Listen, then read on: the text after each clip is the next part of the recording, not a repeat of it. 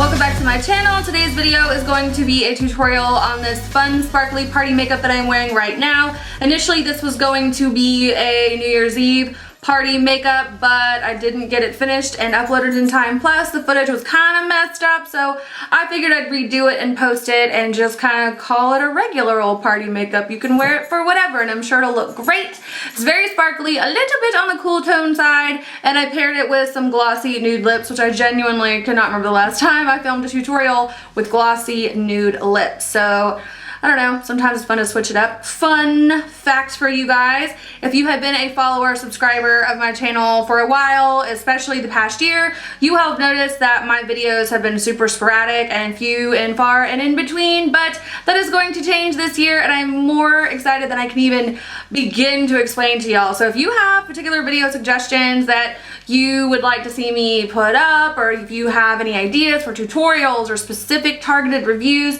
please leave them down below because I am working on my upload schedule right now. 2016 is going to be all about me and you. So yeah, hope to see you on this journey. Thank you so much for riding with me in 2015. I know I was MIA more often than I wanted to be, but that is over.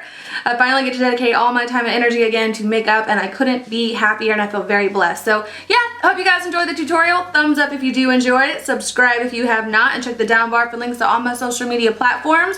Until then, I hope you had a happy new year with your friends, family, and loved ones, and I will catch you in the next one. Love you more than you will ever know. Bye. Alright guys, first thing I'm doing is starting off with some concealer on a flat brush. I like to add a little bit of concealer underneath my brow just to clean up the shape and sharpen the shape of my brow, but I also find that putting a concealer here makes your brow bone highlight really pop later on in the look. And if you have hooded eyes or you feel like sometimes your colors go a little bit too high on your lid, this is a great way to stop that from happening. And then I'll just mix that on my skin and blend it out with a small synthetic brush from Sigma, and then I will take Soft Ochre Paint Pot from MAC all over my lid with another synthetic brush. I think this is a 401, and then I'll blend it out with my finger. Note the really strange color of my hand versus my face. It's a self-tanner accident. My bad. Don't judge me. Now I'm taking Always Sunny eyeshadow. This is a Pro Longwear eyeshadow from MAC on an E55 brush from Sigma, and I'm just going to start working this on the very outer corner of my eye, moving upwards to my brow bone. But you'll notice I really stay in that outer corner and work it in there for a good minute before I go any higher with it. You want to keep all the depth and dimension in this look on the outer corner, especially if you have smaller eyes, hooded eyes. We're trying to create a very open-eyed illusion. Smoky eyes can kind of close us in, make us look a little bit tired, maybe a little bit older, but this is going to help us not have that outcome. Then I'm taking Camel from Anastasia Beverly Hills and a smaller brush than the one I went in with the first color, and I'm going lower with it. So once again, our rule is biggest brush, lightest color, and you'll move your way down your eye that way. So the second darkest color gets the second biggest brush, and it's going even lower than the first color. You don't want to take this any further, any higher than that Always Sunny. You even want to keep it in a little bit closer towards the outer corner of the eye. Then I'm taking Deep Damson. I can't remember the name of this brush, but I absolutely love it. I need to link it down below and talk more about it later, but I am just going to take, you guessed it, a little bit of a darker color with a little bit smaller of a brush, and it's going to go a little bit lower on our eye. I'm really focusing this on the outer corner. I mean, I really worked it in that outer corner for a while before I even moved it up remotely upwards and inwards towards my eyebrow. With dark colors like this, if you go in too far, it's once again, like I said, going to close you off. If you really just take your time and keep them low, blend them out with bigger brushes, make sure they stay soft and blended throughout the whole process, you won't have harsh lines, you won't look like a panda. Like, these are just the things that I recommend perfecting, and you can translate this exact technique with any eye look that you're going to do from here on out. And now I'm taking some black shadow. This one happened to be from MAC with a itty bitty tiny pencil brush and poking it in the very lower outer corner of my eye. I'll blend that out for a second just to make sure it's not too harsh, and then I'll go back in and deepen it up even more. You can skip this step, but I really wanted to make this look really smoky because I haven't done one in a long time. Now I'm going in with Satin Taupe all over my lid. You can kind of tell that my eyeshadow got a little choppy there inwards towards my nose, but it's okay. I knew I was going to cover it up with another shadow later. Just get it on there. inner corner. Make sure the saturation pigment is closest to the inner corner of your eye and gets softer as it moves outward. Then I applied some gel liner. No rhyme or reason, just make sure your line is thinnest towards the inner corner and you guessed it, bigger towards the outer corner. I decided to do this old trick where I do some gel liner and then smudge it out with some eyeshadow, because black eyeshadow, by the way, because I feel like it gives a really cool, sexy, top heavy, smoky eye look. This stuff is very, very, very optional. Then I'm going in with Too Faced Shadow Insurance Glitter Glue all over the mobile part and the inner part of my lid with a small brush, because I'm going to go in with glitter. This is a Too Faced pigment that I depotted. It's called GLAMPIRE. It's like a soft lilac with a teal reflect. It's beautiful. As you can tell as I'm doing this, it's definitely covering up that smoked out lash line business I just did. So either you can go back and fix it after you apply your glitter like I'm going to do right here, or you can try to do the glitter first and then the liner. The only problem is when you have glitter, sometimes it's hard to get a straight line. Anyway, now I'm going to curl the lashes, apply some mascara, and move on to my falsies. And this time I'm going with the Vegas Night EYELURE Grand Glamour eyelashes. They're gorgeous. I've been using them for a while now. You can get them at Ulta or Target. They're the most beautiful lashes I have ever seen that are synthetic because they look mink. They're amazing.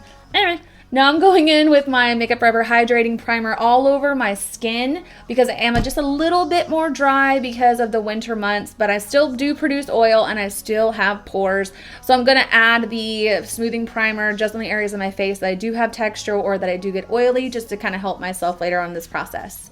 Then I'm taking the Makeup Forever, the new formula of the HD foundation that they have, and I'm going to put this all over my skin with my finger in small dots and blend it out with a beauty blender. I've been using this foundation for a few weeks now, and I absolutely, absolutely love it. I love the texture, the consistency, the coverage, the finish. I don't break out. It doesn't make me oily. It photographs beautifully. I used to use the old version of it in my kit and my personal use all the time, so I was thrilled to find out that the new version is just as good, if not better, than the old one.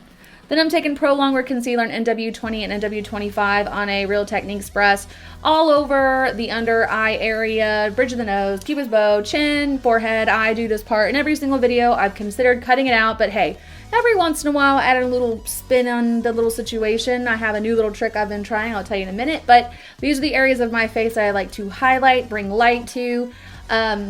I always blend it out with a beauty blender because a beauty blender absorbs a lot of excess product.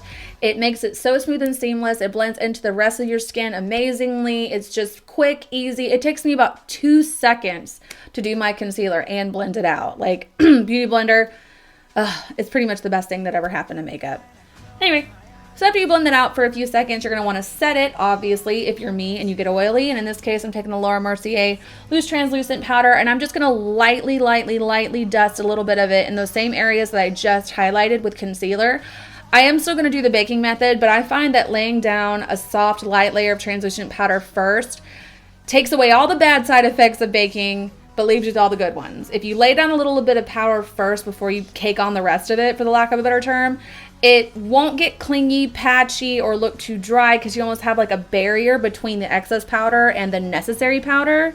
Obviously, you say I'm putting a lot on now, but once you dust it off, it just gives you all the benefits of the cooking method, which is extra highlight. It looks a lot more natural to me than like highlighting powders that you might find in contour kits or whatever. It makes your makeup last all stinking day. It doesn't matter what conditions you're in. It's just a great, great technique. Then I just took a little bit of that translucent powder from the cap, brushed it on my brush, and just kind of worked it on the rest of my face to lightly set the other areas of my face. I am on the oily side, so I do always have to set it a little bit. Now I'm taking my Too Faced Chocolate Soleil bronzer. This is a different brush than the one you saw me putting my powder on with, but it's the same kind of brush.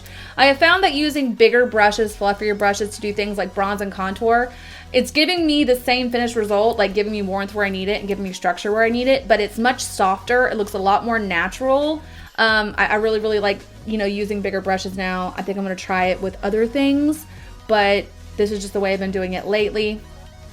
I'm going to blend this all over the skin where I need to add some warmth, and then I'll take the medium contour color from the Lorac Contour Palette, and I'll take it on this brush. This is a contour, no it's not, I think it's meant to be a blush brush from MAC. I'll link it down below. Once again, it's bigger than the brushes I've been using in the past, but it still gets the job done. It just makes the lines that you create look a lot more soft and kind of one with the skin. I don't know, I've just been really enjoying this method. So pretty much I always contour just my jawline and the underside of my cheeks, and then I'll take a little bit of loose translucent powder to set underneath my contour to make sure it's nice and clean and sharp. And then I will dust away all the powder on my face except for the contour cooking powder, because I will let that chill there until I finish doing the rest of my eyes. No harm done. It just locks and loads it.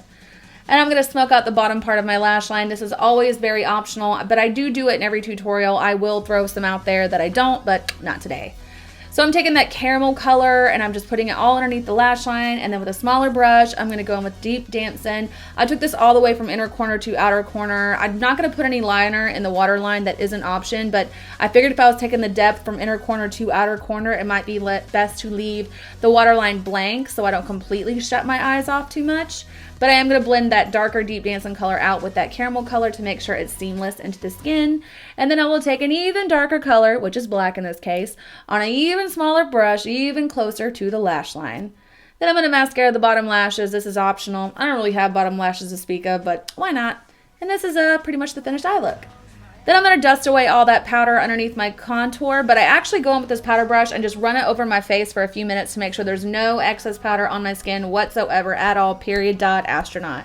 But you do what you want. Then I'm taking Milani Luminoso blush all over the apples of my cheeks. I wanted something fresh, a little bit warm because the eyes are so cool, and a little bit glowy because I don't want to look super matte when my eyes are this crazy. Then I'm adding a little bit of Soft and Gentle highlighter from MAC. This is an OG fave. If you have no highlighters and you want to get one, this is the one to start with. It is amazing. Then I'm going to do my lips. So for lip liner, I went in with Strip Down. It's a nice, like, neutral, universally flattering, browny, pinky nude color. It's my favorite lip liner to use when I go with a super nude lip, which I haven't done in so long. And for the lipstick, I went in with Flesh Pot. I literally just dabbed it on my lips from the tube, and then I just blended it in with my fingers so they don't look super concealer-like, because that can happen with a really, really nude shade if you put on too much. Then I took Sugar Rimmed Lip Gloss from MAC and finished it off. So, yeah, that's the finished look. I hope you guys enjoyed it. I will catch you in the next one. Bye!